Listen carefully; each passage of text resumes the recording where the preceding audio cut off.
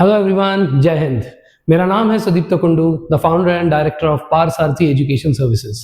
I welcome you all to Parsarthi Education Services channel and to this institute Parsarthi Education Service. So today we are going to continue the journey which started together, and that was Surya Kiran.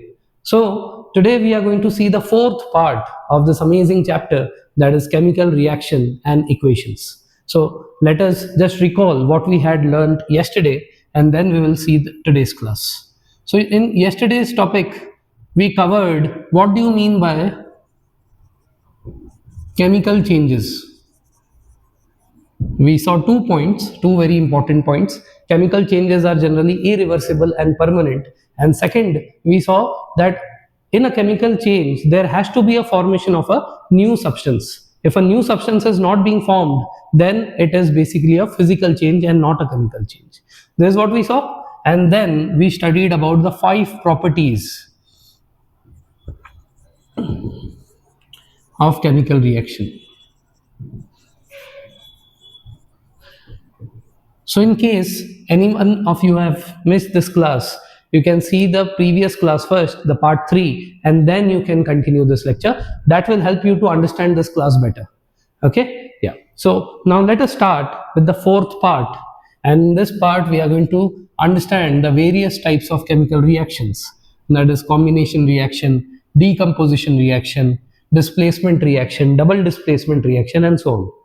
Okay? So let me first quickly write the chapter name. So we are just doing the first chapter of chemistry, that is chemical reactions and equations.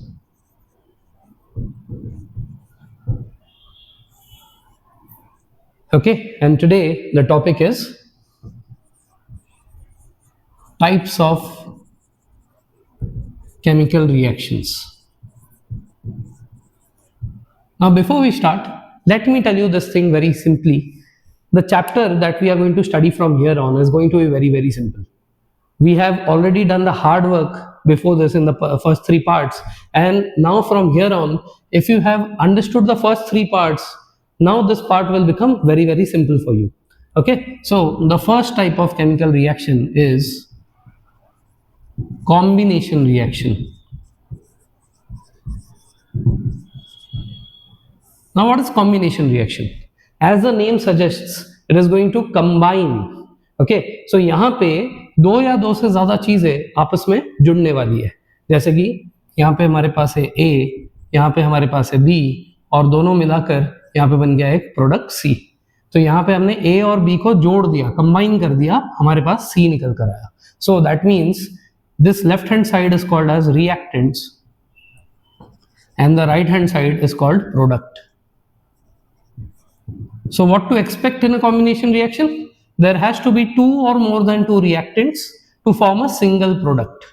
2 or more than 2 reactants to form a single product. This is what is expected in combination reaction. Okay, so we can take some examples, like we can take hydrogen combining with oxygen and giving us H2O, that is water.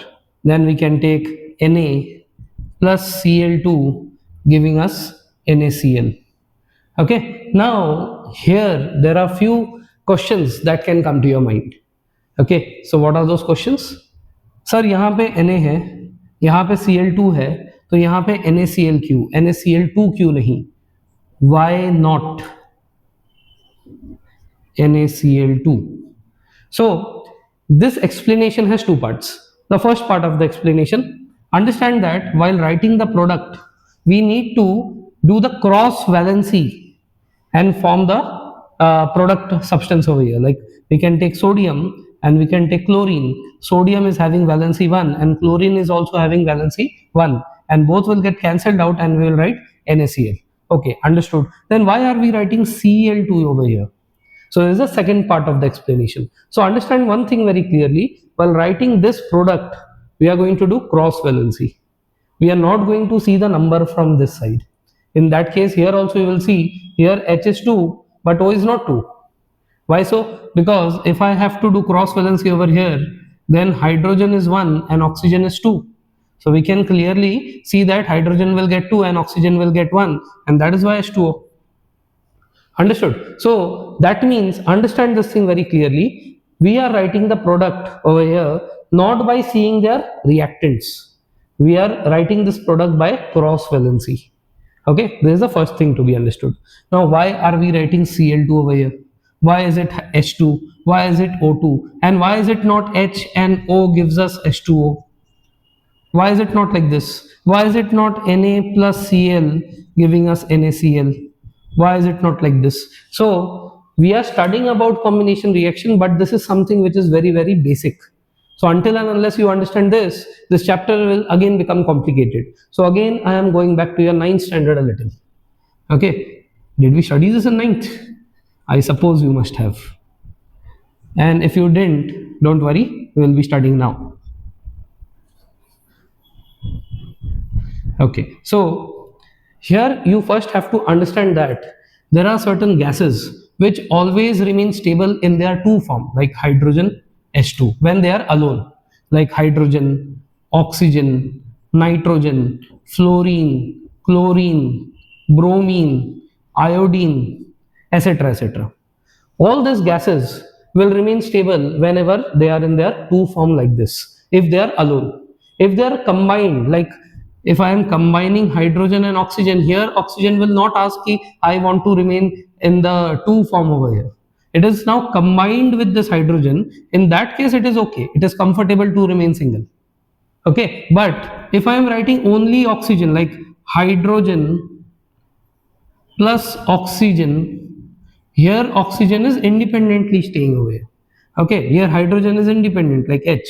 Here they can form only these two forms and they can remain stable. Now why so? Question is why? If you remember, we had discussed on the opening day of this Surya Kiran series that all your whys will be answered here. So why we write H2 and O2 and not just H and not just O? We'll understand this very, very shortly. Before that, we need to understand Lewis structures. So there was a person called Lewis.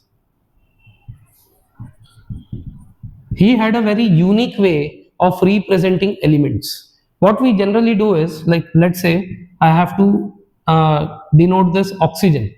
Oxygen is 8, that is 2 comma 6. That means the traditional way of showing this oxygen would be I make a nucleus in the center, then the first ring shall have 2 electrons and the second ring shall have 6 electrons, right? 6, yeah.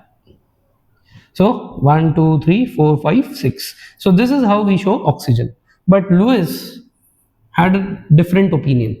What he used to do, he used to say this inner shell is never important to us, because for octet rule we just require the outermost shell. This outermost shell has to be stable.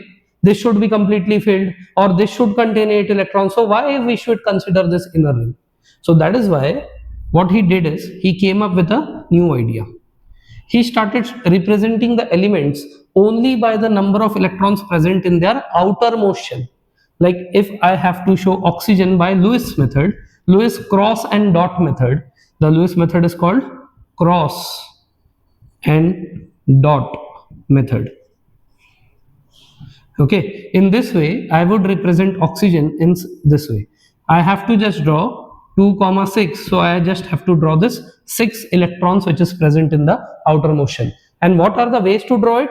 Either it has to be a cross or it has to be a dot. How? It can be represented in this way, 1 2 3 4 5 6, or it can be represented in this way, 1 2 3 4 5 6. This is what oxygen looks like as per Lewis.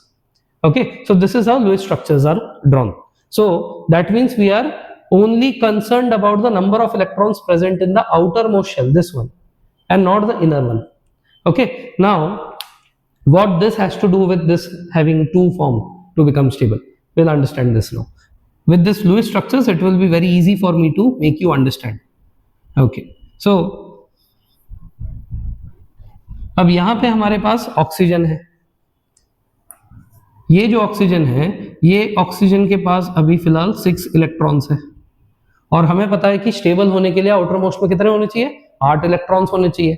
तो इसको 2 electrons की कमी है, लेकिन फिलहाल इसके पास कोई भी कैटायन नहीं है इसको ऑक्सीजन 2 इलेक्ट्रॉन्स देने के लिए। It has no cations present nearby to provide it 2 electrons, so that is why it was crying. ठीक है, ये रो रहा था। इसकी रोने की आवाज सुनकर एक ऑक्सीजन दौड़ कर आया, अरे भाई क्या हो गया, क्यों रो रहा है? तो मेरे को 2 इलेक्ट्रॉन चाहिए। बोलता अरे मेरे को भी तो 2 इलेक्ट्रॉन चाहिए, मेरे पास भी 2 की कमी है। तो एक काम करते हैं, हम दोनों आपस में आज की रात जो है बॉन्ड बना लेते हैं। ठीक है, सो इन्होंने जो है अगले दिन ये लोग कोई अगर मिल जाएगा तो देखा जाएगा, लेकिन आज की रात इनको स्टेबल होने के लिए तो कुछ तो चाहिए था। So that is why they thought of creating a double bond between them. This called as double bond. What does it mean? So this is not donating electron, इसने अपना इलेक्ट्रॉन इसको दे नहीं दिया, ये अपना इलेक्ट्रॉन डोनेट नहीं कर रहा है, ये बस शेयर कर रहा है। जस्ट लाइक मान लीजिए कि आप स्कूल में गए, टीचर ने बोला कि ये डायग्राम बनाना है और इसको पेंसिल से ही बनाना है, और आपके पास पेंसिल है नहीं, तो आपके बेंच पार्टनर के पास पेंसिल है। सो पहले वो अपना खुद का डायग्राम बना लेगा, फिर वो आपके साथ पेंसिल शेयर कर देगा, आप उसके पेंसिल से अपना डायग्राम बनाकर उसको चुपचाप वापस कर देंगे। क्या उसने पेंसिल आपको हमेशा के लिए दे दिया था? नहीं। तो उसने क्या किया था? आपके साथ शेयर किया था। सिमिलरली यहाँ पे इसने अपना इलेक्ट्रॉन इसको हमेशा के लिए नहीं दिया, बस फिलहाल थोड़ी देर के लिए शेयर किया। अब अच्छे दोस्त होने के नाते अगर कल को वो अपना पेंसिल भूल जाएगा तो आपका भी तो कर्तव्य बनता है ना उसको भी अपना पेंसिल शेयर करने का। सिमिलरली जैसे इसने अपने 2 इलेक्ट्रॉन्स इसको दिए, तो जरूरत पड़ने पे ये भी अपने 2 इलेक्ट्रॉन्स इसको देगा। यही इनके बीच का भाईचारा है। सो अब देखिए, खुद के पास 1 2 3 4 5 6 इलेक्ट्रॉन्स है, इसके पास भी 1 2 3 4 5 6 इलेक्ट्रॉन्स है, लेकिन 2 इसको यहां से मिल गए हैं, दोस्ती के नाते शेयर किया था उसने, तो खुद के 6 और यहां से मिलाकर 2, इसके कितने हो गए? 8 हो गए। और उसी तरह इसके खुद के 6 और यहां से मिलकर 2, इसके भी 8 हो गए। तो इस तरीके से जो ऑक्सीजन होता है, ये ऑक्सीजन ऐसे डबल बॉन्ड बनाकर O2 बनाता है और इससे वो स्टेबल हो जाता है। तो अगर ये स्टेबल हो ही गया था, तो स्टेबल हो गया था तो फिर कुछ रिएक्ट करने की क्या जरूरत थी? Why was it reacting? ये O2 में तो स्टेबल है, O2 में स्टेबल है, लेकिन आप खुद सोचिए, आपके दोस्त से आपको पेंसिल मिल गया, आपने डायग्राम बना दिया, आपका काम चल गया। क्या बेटर था? आपके दोस्त से रोज मांगते रहेंगे या अपना खुद का एक पेंसिल हो? कौन सा अच्छा है? खुद का एक पेंसिल होना अच्छा है। इसका मतलब ये है कि ये भी एक परमानेंट सोल्यूशन ढूंढ रहा है। ये ऐसा बार बार नहीं चाहता कि मैं अपना इलेक्ट्रॉन शेयर कर करके अपने आप को स्टेबल करूं। तो जिस दिन इसको कोई ऐसा कैटायन मिल जाएगा जो इसको 2 इलेक्ट्रॉन देने को तैयार हो जाएगा, वो उससे अपना 2 इलेक्ट्रॉन लेकर अपने आप को स्टेबल कर देगा। ठीक है ना? इसका मतलब जैसे फॉर एग्जांपल मेरे पास यहाँ पे है मैग्नीशियम। सो मैग्नीशियम 2 इलेक्ट्रॉन्स देता है। ठीक है ना? सो मैग्नीशियम जो है 2 इलेक्ट्रॉन देता है, और यहाँ पे ऑक्सीजन को 2 इलेक्ट्रॉन की जरूरत होती है। तो एक मैग्नीशियम ने अपने दोनों इलेक्ट्रॉन दिए, तो इसके दोनों इलेक्ट्रॉन्स की काम मतलब इसका जो 2 इलेक्ट्रॉन का जो प्रॉब्लम था वो सॉल्व हो जाएगा। इससे ये बन जाएगा MgO। लेकिन इस रिएक्शन को ऐसे नहीं लिखा जाता। While we write this reaction, we do not write it in this way. How do we write this? So we write it in this way: magnesium plus oxygen gives us magnesium oxide. ठीक है, magnesium plus oxygen gives us magnesium oxide. अब इसके नीचे इसके symbols डालते हैं। सो magnesium is Mg, oxygen अभी अकेला है तो यहाँ पे आएगा O2, क्योंकि अकेले फॉर्म में वरना वो स्टेबल नहीं होता। तो यहाँ पे Mg और यहाँ पे O2। इसका मतलब यहाँ पे कितने ऑक्सीजन है? 2 है। और एक मैग्नीशियम कितने इलेक्ट्रॉन दे पाता है? 2 ही दे पाता है। लेकिन यहाँ पे 2 ऑक्सीजन है, तो दोनों के 2 इलेक्ट्रॉन मिलके तो उसको 4 चाहिए होंगे, लेकिन यहाँ पे तो मैग्नीशियम 2 ही दे पा रहा है। तो यहाँ पे क्या होगा? यहाँ पे दोनों ऑक्सीजन के 2 इलेक्ट्रॉन्स को पूरा करने के लिए मुझे कितने मैग्नीशियम की जरूरत पड़ने वाली है? How many magnesiums will be required to provide 2 to 4 electrons to this both the oxygens? इसका मतलब मुझे यहाँ पे 2 मैग्नीशियम की जरूरत पड़ेगी। दोबारा बता रहा हूँ, शांति से सुनो। मैग्नीशियम जो है यहाँ पे Mg लिख दिया था, ठीक है। यहाँ पे ऑक्सीजन अकेले स्टेबल नहीं होता, तो यहाँ पे मैंने O2 लिख दिया था, ये भी ठीक है। अब एक ऑक्सीजन को 2 इलेक्ट्रॉन्स चाहिए होते हैं, एक मैग्नीशियम 2 इलेक्ट्रॉन्स देता भी है, तो एक एक होता तो दिक्कत नहीं होती। Mg और O होता तो उधर MgO क्लियरली बन जाता। बट मैंने जैसे कहा कि यहाँ पे कभी भी अगर हम लोग गैसेस को लिखते हैं ये सारे, तो फिर उसको हमेशा ऐसे 2 फॉर्म में लिखना होता है।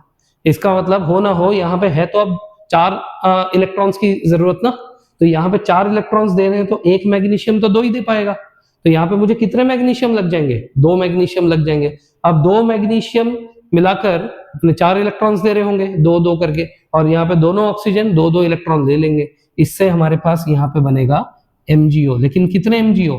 एक मैग्नीशियम से एक ऑक्सीजन सेटिस्फाई हो गया था, लेकिन यहाँ पे 2 मैग्नीशियम 2 ऑक्सीजन को दे रहा है, तो यहाँ पे बन जाएगा MgO ट्वाइस, मतलब 2। इसका मतलब ये कि यहाँ पे इसको हमने क्या कर दिया, बैलेंस कर दिया। सो बैलेंसिंग की जरूरत क्यों पड़ती है? इस रीजन से पड़ती है क्योंकि यहाँ पे एक मैग्नीशियम एक ऑक्सीजन को सेटिस्फाई करके MgO बना देता, बट यहाँ पे प्रॉब्लम ये थी कि यहाँ पे 2 ऑक्सीजन थे लेकिन मैग्नीशियम हमारे पास एक ही था, तो फिर यहाँ पे मेरे को 2 मैग्नीशियम बना के यहाँ पे 2 ऑक्सीजन के 4 इलेक्ट्रॉन्स पूरे करके यहाँ पे 2 MgO बनाने की जरूरत पड़ेगी। सो जैसे अभी हमने यहाँ पे ऑक्सीजन का देखा, ऐसे ही हम लोग क्लोरीन का देख लेते हैं। क्लोरीन का नंबर होता है 17। सो क्लोरीन का अगर नंबर 17 होता है तो वो होगा 2,8,7। इसका मतलब उसके आउटर मोस्ट में 7 इलेक्ट्रॉन्स होंगे। सो 1 2 3 4 5 6 7, मैंने ऐसे 7 बना दिए। क्या ये स्टेबल है? आंसर इज नहीं, एक इलेक्ट्रॉन चाहिए। तो अब ये भी रो रहा था, इसका दोस्त दौड़ कर आया, तो यहाँ पे 1 2 3 4 5 6 7, इसके पास भी अब यहाँ पे 7 है, ठीक है। तो इसको भी एक इलेक्ट्रॉन की जरूरत है, तो क्या करेंगे, ये एक इलेक्ट्रॉन को आपस में शेयर करेंगे। खुद के 7 थे, यहाँ से एक और मिल गया, ये होगा इसके 8, ये हो गया स्टेबल। और इसी तरह यहाँ पे इसके पास खुद के 7 थे और यहाँ से इसने ये एक ले लिया, तो इस तरीके से ये भी हो गया स्टेबल, और ऐसे करके ये लोग Cl2 बनाकर स्टेबल हो गए। इस तरीके से क्लोरीन ने सिर्फ सिंगल बॉन्ड बनाया, ऑक्सीजन ने डबल बॉन्ड बनाया था, ठीक है ना। तो ये जो ये लोग शेयर कर रहे हैं, ठीक है, this way that they are sharing their electrons is called covalent bond. तो ऐसे 3 टाइप के कोवैलेंट बॉन्ड होते हैं, जैसे ये हो गया सिंगल कोवैलेंट बॉन्ड, ये हो गया डबल कोवैलेंट बॉन्ड, एक और हो सकता है ट्रिपल कोवैलेंट बॉन्ड।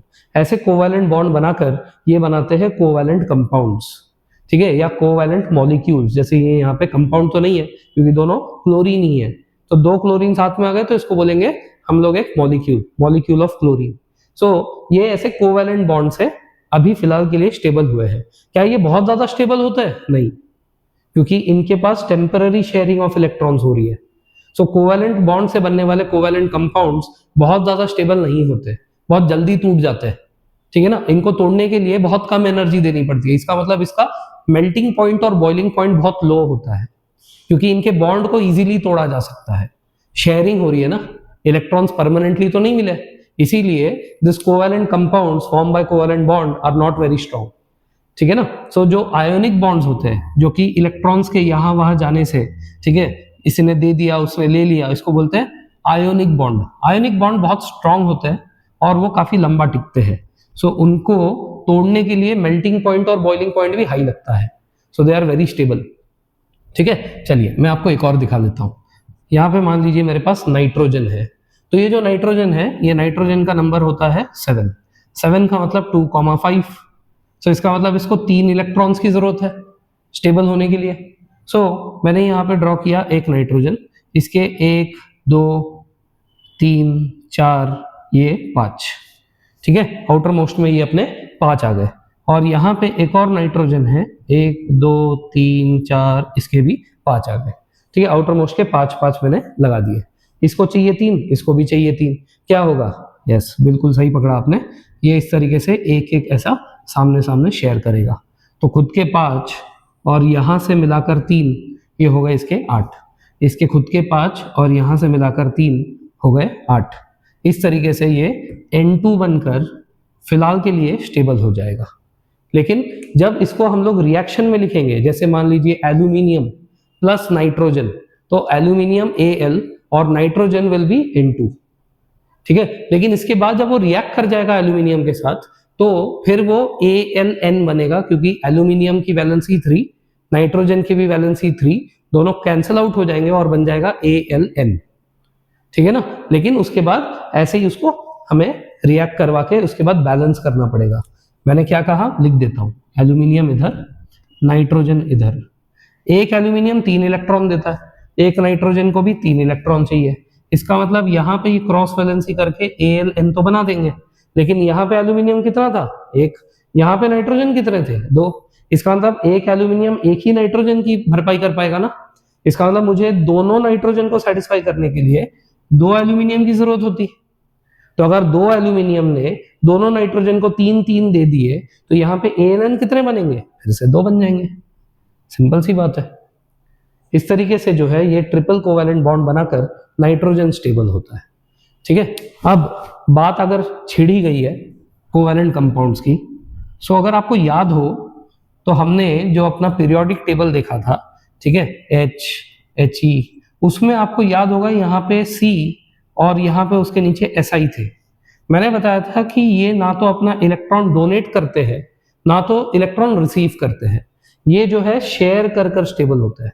तो शेयरिंग की बात अभी हमने की, कोवैलेंट बॉन्ड, तो आपने सही समझा कि ये जो कार्बन है और ये जो सिलिकॉन है ये कभी भी अपने इलेक्ट्रॉन देकर या लेकर आयनिक बॉन्ड बनाकर बेसिकली स्टेबल नहीं होते, ये कोवैलेंट बॉन्ड शेयरिंग कर कर स्टेबल होते हैं। जैसे कि इसका भी एक उदाहरण दे देता हूं, फिर हम लोग अपने टॉपिक्स पे आगे बढ़ते हैं।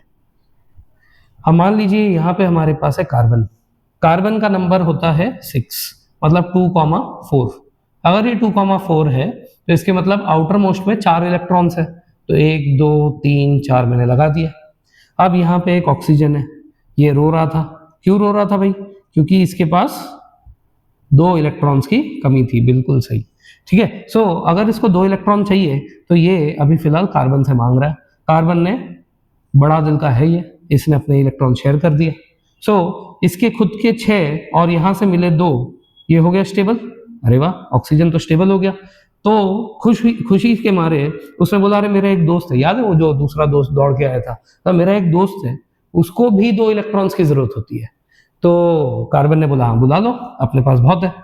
तो इसने अपने दोस्त को भी बुला लिया, 1 2 3 4 5 6। ठीक है, अब इसको भी चाहिए 2, इसने इसके साथ भी शेयर कर दिया, ये भी स्टेबल हो गया। अरे वाह, कितना नेक दिल का है ना कार्बन। अब देखिए कार्बन बहुत चालाक है, इसने ऑक्सीजन को तो स्टेबल करवा दिया, ओके, लेकिन कार्बन के पास खुद के कितने थे, 4।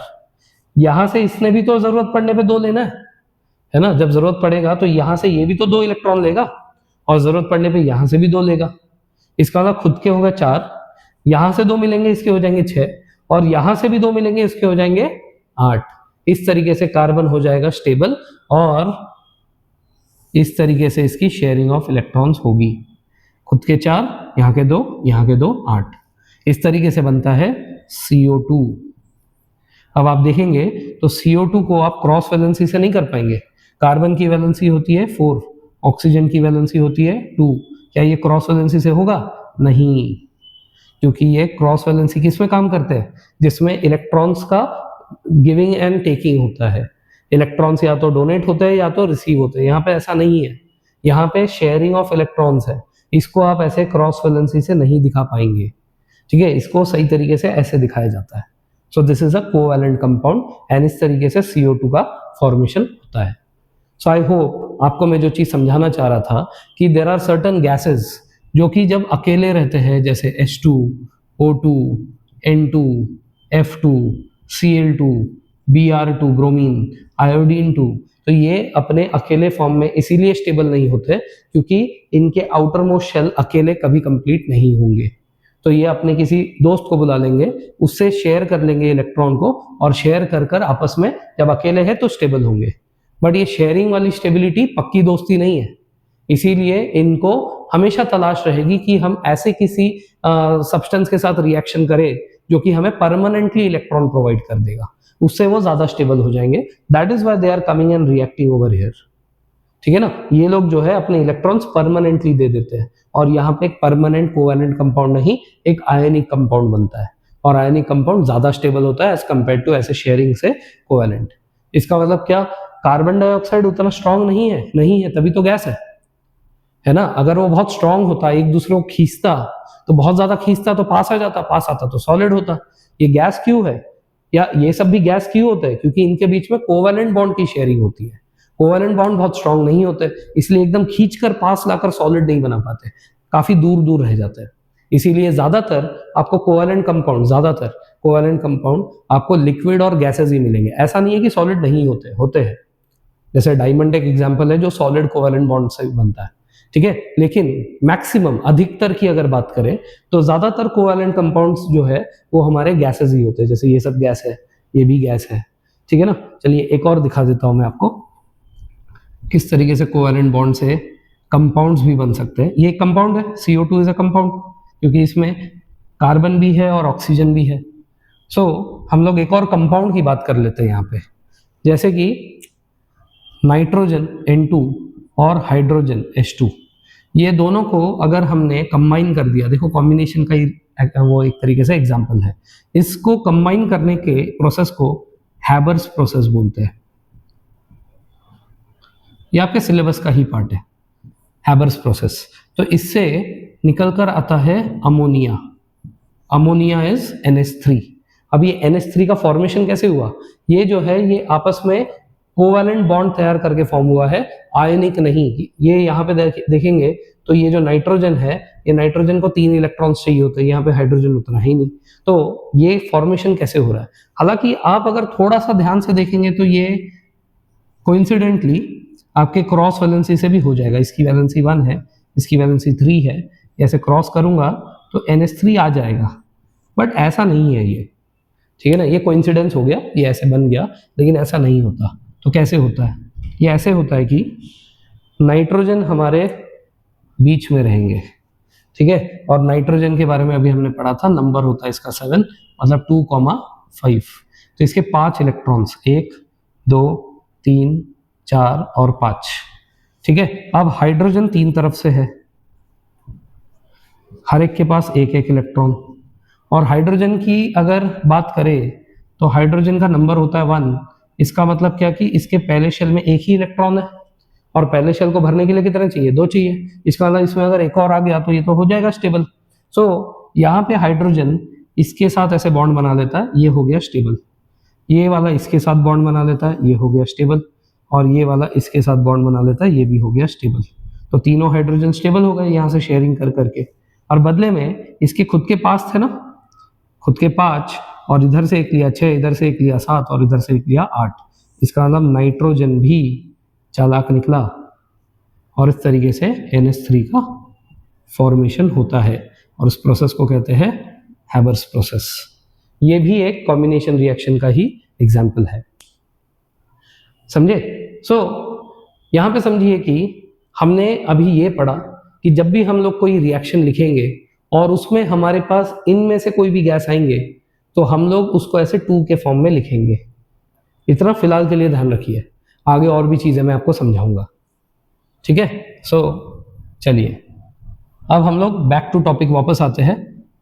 दोबारा हम लोग यहाँ पे कॉम्बिनेशन रिएक्शंस की बात करते हैं।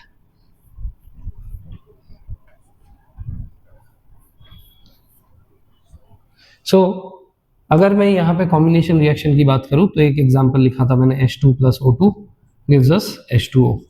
उसके बाद Na + Cl2 gives us NaCl। I hope आपको समझ में आया कि ये Cl2 क्यों है। वैसे ही यहाँ पे ले लेता हूँ मैं Mg + O2, मतलब magnesium + oxygen gives us magnesium oxide, ठीक है। वैसे ही थोड़ा सा और एक रिएक्शन ले लेता हूँ मैं, CaO। हमने कल ये पढ़ा था एक्सोथर्मिक में, CaO + H2O, 2 है हमारे पास। देखिए यहाँ पे अभी तक हम लोग एलिमेंट्स ले रहे थे, सिंगल सिंगल एलिमेंट, यहाँ पे कंपाउंड बन रहा था।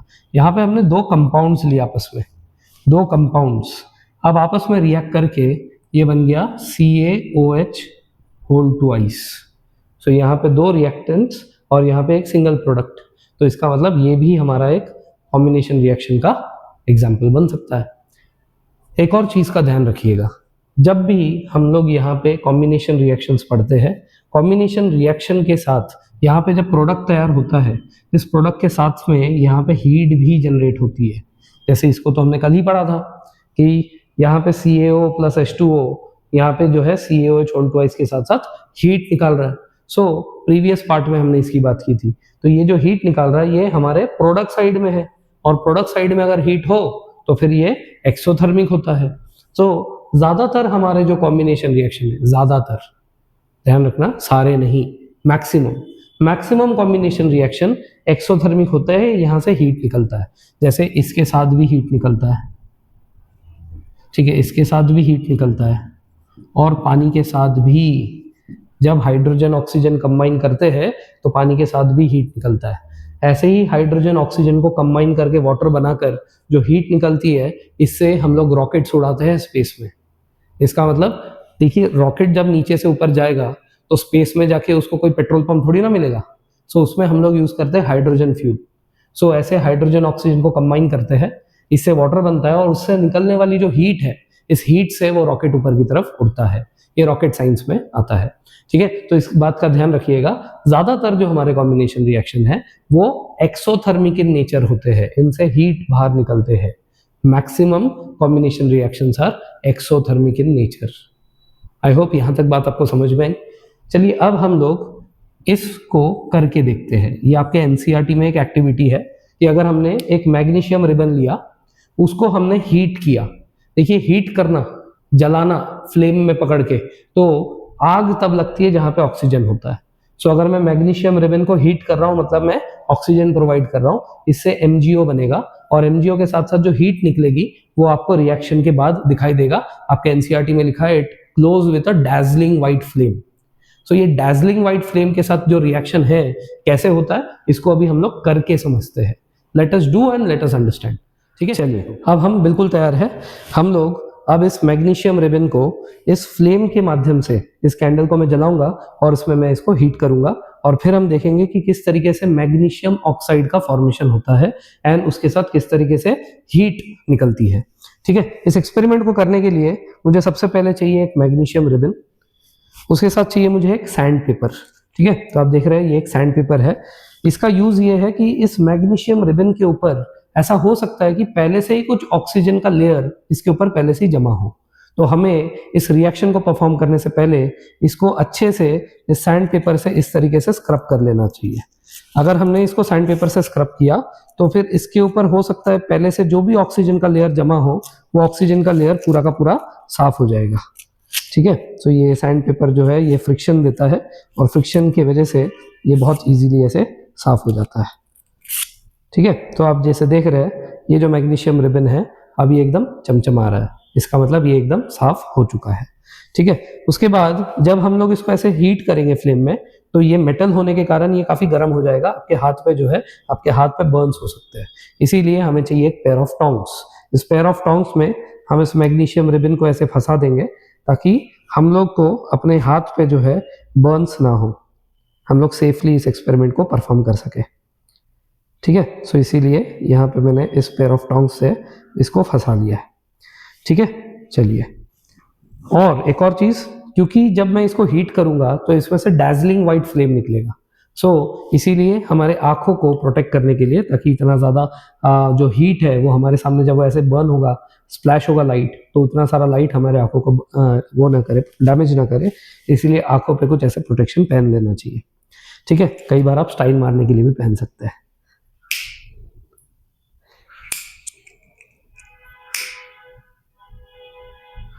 तो मैंने यहाँ पे ये कैंडल बंद कर दिया, ठीक है। अब इसे हमें जो है ऐसे थोड़ा सा दूर से छूना है, जस्ट लाइक आप अपने दिवाली में जैसे फुलझड़ी नहीं जलाते हैं, कुछ उसी प्रकार।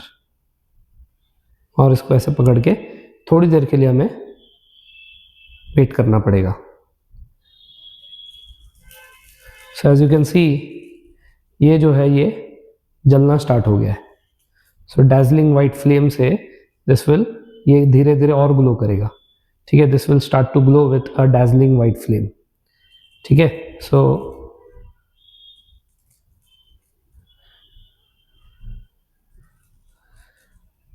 तो यहाँ पे ये डैजलिंग वाइट फ्लेम आप देख रहे हैं।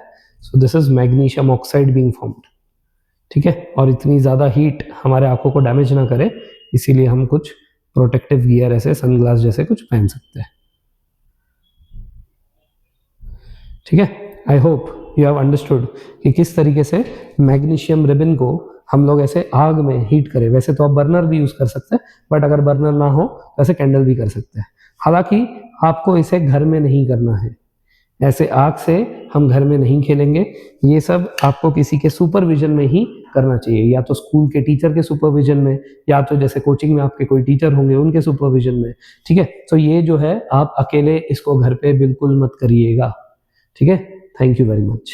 Now will continue with the class. चलिए, तो अब हम आगे बढ़ते हैं अपने टॉपिक के साथ। अभी हमने ये एक्सपेरिमेंट देखा कि मैग्नीशियम को अगर हम लोग ऑक्सीजन के प्रेजेंस में हीट करते हैं तो यहाँ पे मैग्नीशियम ऑक्साइड का लेयर फॉर्म होता है, और उससे जो डैजलिंग व्हाइट फ्लेम हमने देखा, that is the evidence that it produces a lot of heat. ठीक है, अब इसमें हमने ये भी प्रिकॉशन देखा कि हमें जब भी इस मैग्नीशियम रिबन को हीट करना है उससे पहले एक सैंड पेपर से उसको स्क्रब कर लेना है, ताकि अगर पहले से जमा हुआ कुछ ऑक्सीजन उसके ऊपर रिएक्ट करके मैग्नीशियम ऑक्साइड बनाकर पहले से ही बैठा हो तो फिर हम उस मैग्नीशियम ऑक्साइड के लेयर को पहले ही स्क्रब करके निकाल दें, और वो हमारे पास सिर्फ नॉर्मल मैग्नीशियम बनकर रहे, ताकि हम इसको ऑक्सीजन के साथ रिएक्ट करके मैग्नीशियम ऑक्साइड बना पाए। ठीक है, अब ध्यान रखना, ये एक गिव रीजन क्वेश्चन आता है कि why do we scrub the magnesium ribbon with a sand paper? So in order to remove the previously formed magnesium oxide layer on it। ठीक है, अब कुछ बुक्स में, ठीक है, कुछ इंटरनेट के साइट पे यहाँ पे मैग्नीशियम ऑक्साइड के बदले मैग्नीशियम कार्बोनेट दिया है, MgCO3 दिया है। वो गलत है, इसका सही आंसर मैग्नीशियम ऑक्साइड होगा। इस बात का ध्यान रखना, कहीं पे आपको मैग्नीशियम कार्बोनेट लिखा हुआ दिख जाए या कहीं पे भी आप ऐसे पढ़ ले तो अब समझना कि वो मिस्टेक है। ठीक है ना, चलिए। सो अब मेरे हिसाब से आपने कॉम्बिनेशन रिएक्शन क्या होता है उसके साथ हमने देखा कि काफी हद तक हीट निकलते हैं मैक्सिमम केसेस में। तो हमने कहा कि combination reaction is generally a exothermic reaction, generally, not always. ठीक है, चलिए, सो इससे हमारा कॉम्बिनेशन रिएक्शन यही समाप्त हुआ। अब हम आगे बढ़ते हैं डीकंपोजिशन रिएक्शन की तरफ।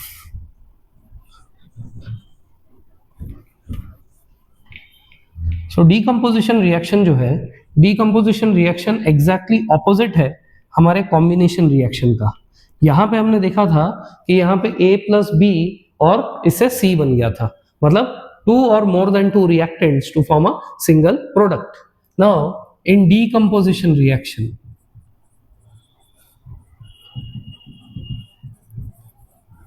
we are going to see exact opposite of this. Now we are going to have one single reactant which will be heated. ठीक है, one single reactant which will be heated, and because of this heat it will break down to form 2 or more than 2 products. So इसका मतलब A will break down to form B plus C or more than that also. ठीक है, so this is called decomposition reaction. So decomposition reaction में हमें यहाँ पे heat करने की जरूरत है। अब ये हीट हम 3 प्रकार से कर सकते हैं। This heat can be provided in 3 ways. It can be thermal decomposition,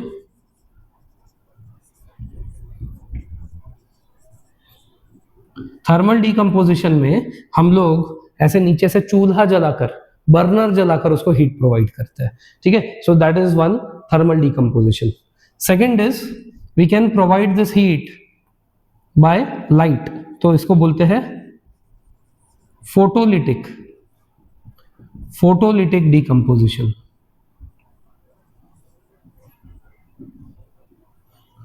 ठीक है, photolytic decomposition. And the third that we have is electrolytic, electrolytic decomposition. So पहले वाले में हमने नीचे जो है ऐसे चूल्हा जला के या बर्नर जला के हीट किया, दूसरे वाले को हम लोग ऐसे सनलाइट के माध्यम से हीट कर सकते हैं, और तीसरा वाला जो है इसमें हम लोग कोई ऐसे सेल या बैटरी लगाकर हमारे सब्सटेंस को हीट कर सकते हैं। ठीक है, सो यहाँ पे ऐसे बैटरी लगा के हीट किया तो इलेक्ट्रो, अगर हमने सनलाइट या कोई और दूसरे लाइट से हीट किया तो उसको बोलते हैं फोटो, और अगर हमने ऐसे चूल्हा जला के या बर्नर से हीट किया तो उसको बोलते हैं थर्मल। ठीक है, so electro, photo and thermal, there are 3 types of decomposition reactions, and in this we need to provide heat to our reactant, so it is going to break down into 2 or more than 2 products. ठीक है, so now we'll start with our first, that is thermal decomposition reaction.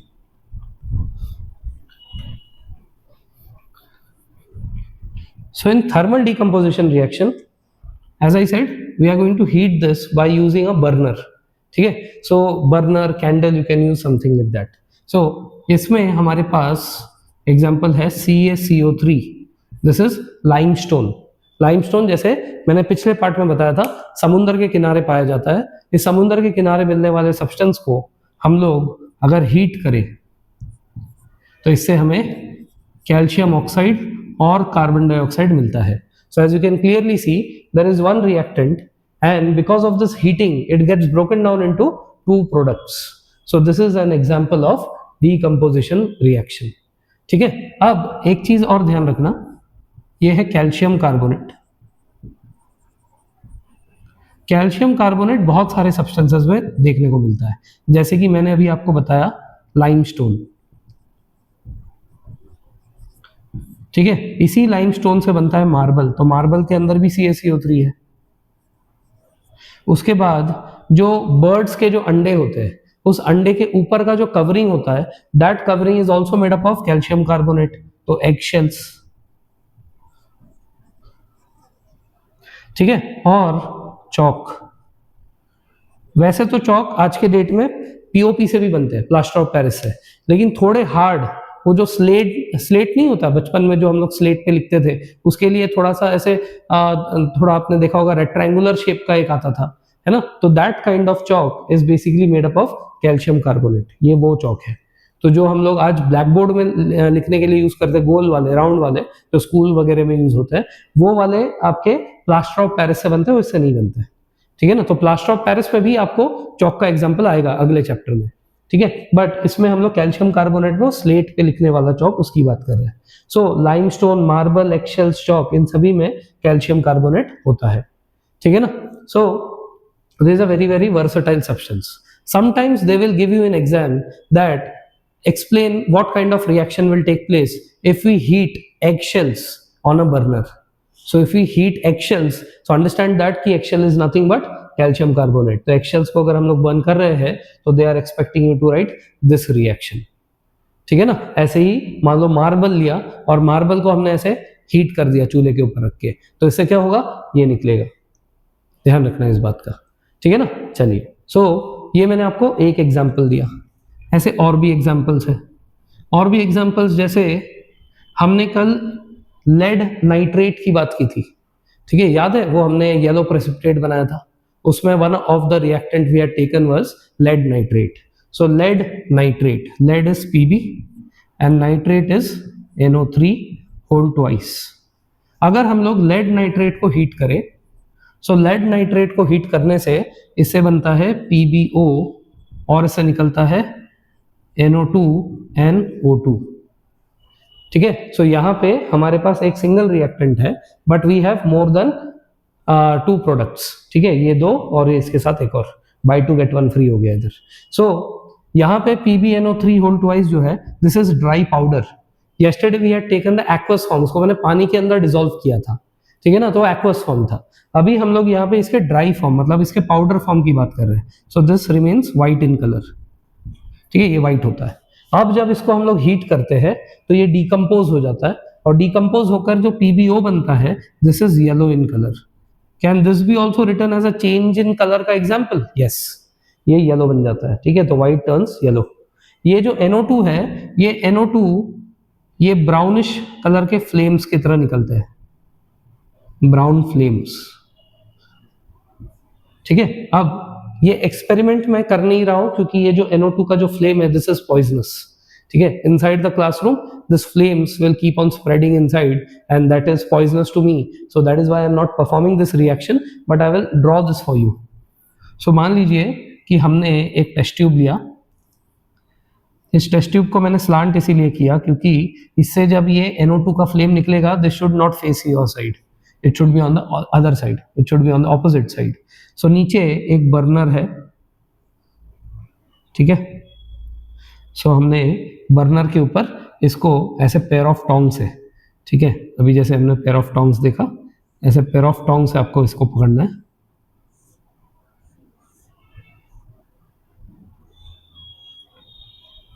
ठीक है, आप यहां से इसको जो है पेयर ऑफ टोंग्स के साथ पकड़ रहे हैं. इसके अंदर आपने डाला था PbNO3 होल ट्वाइस। सो जैसे ही आप इसको नीचे से हीट करना स्टार्ट करेंगे तो आपको धीरे धीरे दिखेगा कि यहाँ पे ये जो व्हाइट पाउडर है this will turn into yellow powder, that means it has turned into PbO। ठीक है, इससे ये कन्वर्ट हो जाएगा। यहाँ से कुछ धुआं निकलेगा, ये जो धुआं निकलेगा this will be NO2 which is brown fumes and these fumes are toxic। ठीक है, so this should not be inhaled। ये टॉक्सिक है, इसको जाने दो। आप इस एक्सपेरिमेंट को अगर कभी करेंगे, पहली बात तो घर पे मत करिएगा, दूसरा अगर आप स्कूल में भी कभी करेंगे तो ये सावधानी जरूर बरतिए कि आप इसको अपने से दूर, और ये फ्लेम्स बाहर की तरफ जाने चाहिए। Do not do it in a enclosed space. ठीक है, try to do it in open, a little open space. ठीक है, ताकि ये जो ब्राउन फ्यूम्स है वो बाहर निकल जाए। अब इसके अंदर ऑक्सीजन भी तैयार हो रहा होगा, है ना। अब ये ऑक्सीजन इसके अंदर तैयार हुआ है, इसका प्रेजेंस कैसे चेक करेंगे? आप एक अगरबत्ती ले सकते हैं। अगरबत्ती आपने देखा होगा भगवान के सामने जो हम लगाते हैं, उसमें थोड़ा सा ही ऊपर की तरफ जो है थोड़ा सा ही आग रहता है, थोड़ा सा ही हीट रहता है ना। आप उस अगरबत्ती को जब अंदर डालेंगे तो वो आग काफी भड़क जाएगी। ठीक है, the fire will spread a little. ठीक है, थोड़ा सा आपको ज्यादा फायर दिखेगा। दिस इज बिकॉज अभी मैंने बताया था कोई भी चीज जब जलती है तो ऑक्सीजन के साथ जलती है। सो उसमें जो थोड़ा सा आग था, इस ऑक्सीजन ने उस फायर को थोड़ा सा फ्लेयर अप कर दिया होगा। सो इस तरीके से आपको येलोइश कलर का PbO दिख जाएगा नीचे फॉर्म होता हुआ। आपको NO2 के ब्राउन कलर के फ्यूम्स दिखाई देंगे, और ये जो O2 है, ये O2 का प्रेजेंस आप अंदर अगरबत्ती डालकर चेक कर सकते हैं। ठीक है, चलिए। सो ये हो गया दूसरा हमारा थर्मल डिकम्पोजिशन का एग्जाम्पल। एक और एग्जाम्पल देखते हैं। यहां पे है हमारे पास FeSO4, फेरस सल्फेट। ये भी हमने कल देखा था। ठीक है, हमने कॉपर सल्फेट का एक रिएक्शन किया था। उस कॉपर सल्फेट के रिएक्शन में हमने देखा था वो ब्लू कलर का था, और वो ब्लू कलर के अंदर हमने एक आयरन नेल डाल दिया था, और मैंने आपको कहा था कि 24 घंटे के बाद वो ग्रीन कलर का दिखेगा। अब समय आ गया है, मैं आपको दिखाता हूं कि किस तरीके से ये ग्रीन कलर का तैयार हुआ है। So as promised I told you after 24 hours you will be seeing some green colour in that. इसका मतलब क्या हुआ कि इसका ब्लू कलर आज ग्रीन कलर में कन्वर्ट हो गया। And as you can clearly see over here कि ये जो आयरन नेल है उसके ऊपर एक कोटिंग लग रखी है। ठीक है ना, और यहाँ पे कुछ गिर रखा है। तो अब जो गिर रखा है उसका कलर आप देखेंगे तो ये कॉपरिश कलर का है। So copper has been displaced, वो यहाँ पे डिस्प्लेस होकर नीचे गिर गया है, और जो हमारा आयरन नेल है उसके ऊपर सल्फेट SO4 जाकर चिपक गया है, और आयरन सल्फेट की वजह से ही ये जो कलर है ये ग्रीन आ गया है। कल हमने देखा था कॉपर सल्फेट का कलर जो है वो ब्लूइश होता है, और जो यहाँ पे हमारे पास FeSO4 है आयरन सल्फेट, इसका कलर ऐसे ग्रीन होता है। ठीक है, सो मैंने ये कल रिएक्शन आपको प्रॉमिस किया था मैं दिखाऊंगा, and I kept my promise. ठीक है, चलिए। Now FeSO4, now first thing understand this very very carefully what I am teaching now। ठीक है, देखिए कल हमने बात की थी CuSO4 की, that was copper sulfate। ठीक है, CuSO4 was copper sulfate। अभी हम लोग बात कर रहे हैं FeSO4, this is iron sulfate। ये है क्या? कॉपर सल्फेट, आयरन सल्फेट, ये सब सॉल्ट्स है। सॉल्ट्स मतलब they are having crystals like this, इनके क्रिस्टल्स होते हैं। ठीक है, जैसे हम भी घर में जो नमक खाते हैं NaCl, वो भी ऐसे दाने दाने में ही होते हैं, क्रिस्टल्स होते हैं। तो इनके भी ऐसे क्रिस्टल्स होते हैं। इन क्रिस्टल्स के अंदर कुछ ऐसे होल्स होते हैं, there are certain holes. Now once you see this crystal very dry, इसको बोलते हैं अनहाइड्रस फॉर्म में। अनहाइड्रस मतलब no water present. If you see it in dry state, this CuSO4 and FeSO4 both are going to appear white in color। ध्यान रखना इसका, ये जब ड्राई होगा ये क्रिस्टल, तो ड्राई स्टेट में इसका जो कलर होगा वो व्हाइट होगा, जस्ट लाइक NaCl। ठीक है ना, लेकिन अगर मैंने मान लो इसको पानी में डुबा दिया, ठीक है, if I put it in water, ये पानी है और इसके अंदर मैंने इनके क्रिस्टल्स को डाल दिया, तो understand what happens is this water enters this crystals. ठीक है, ये जो वाटर है ये इन क्रिस्टल्स के अंदर घुस जाता है, और वाटर के घुस जाने के बाद ये जो क्रिस्टल्स के अंदर अब पानी घुस गया है, जिसके कारण अब इनके पास एक कलर आ जाती है। जरूरी नहीं है कि हर बार आएगा। ठीक है, कई बार पानी जाने के बाद भी व्हाइट होता है, लेकिन in the case of CuSO4 वो ब्लू कलर देता है, in the case of FeSO4 वो ग्रीन कलर देता है। ठीक है, ऐसे ये जो पानी घुसने के कारण ये जो क्रिस्टल है ये कई बार चमकने लग जाते हैं। ठीक है, तो ये जो है ये क्रिस्टल्स की तरह, क्रिस्टल्स हम लोग क्या जानते हैं, generally they keep on shining. So after this water enters this crystals they keep shining. This is called water of crystallisation.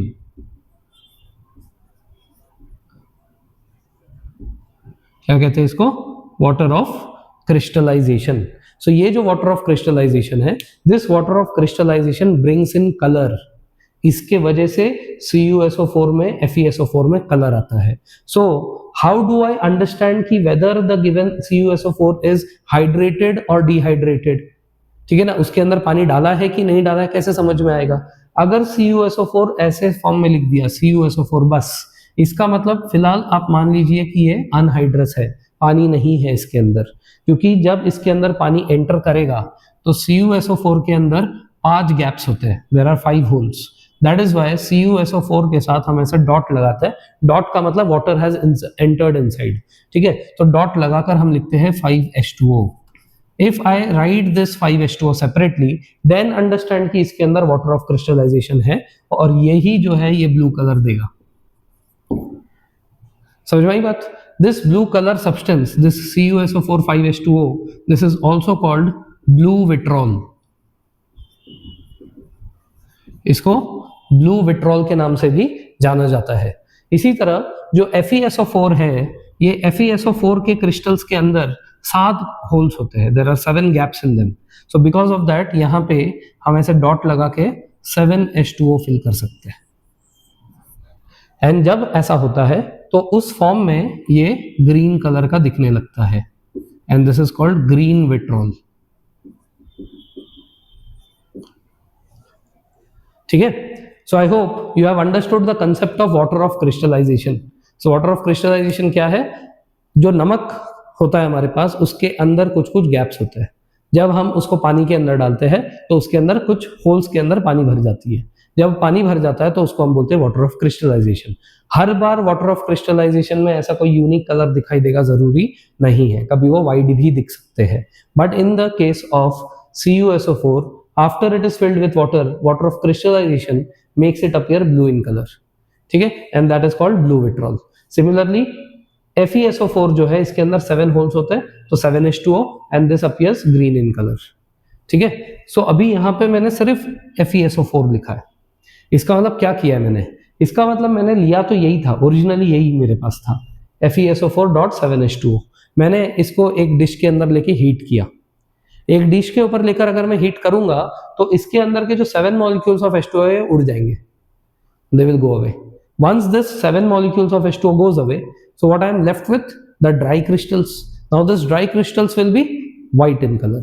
That means अभी मेरे पास यहाँ पे white crystal है, मैंने यहाँ पे 7H2O नहीं लिखा है, इसका मतलब ये FeSO4 white crystal वाला है मेरा। ठीक है ना? So अब ये FeSO4 को अगर मैं हीट करूंगा, if I heat this FeSO4 crystal, then it is going to undergo thermal decomposition, and thermal decomposition से this will form Fe2O3 plus SO2 plus SO3। यहाँ पे फेरिक ऑक्साइड बन गया, ये Fe2O3 है, ध्यान रखिए ऑक्सीजन का 2 इधर आ गया और इसका जो 3 है ये उस तरफ चला गया। सो ये जो है यहाँ पे फेरिक ऑक्साइड बना है और इसके साथ यहाँ पे SO2 और SO3 निकला है। ठीक है, so this is our thermal decomposition. हमारे एनसीईआरटी में यही 3 रिएक्शंस गिवन है और ये तीनों रिएक्शंस मैंने आपसे करवा लिए। ठीक है, आई होप आपको वाटर ऑफ क्रिस्टलाइजेशन भी समझ में आ गया और ये कॉम्बिनेशन और डिकम्पोजिशन रिएक्शन भी समझ में आ गया। अब अगले पार्ट में हम इसके बाद डिस्प्लेसमेंट, डबल डिस्प्लेसमेंट, रेडॉक्स ये सब पढ़ेंगे। तब तक के लिए धन्यवाद, थैंक यू।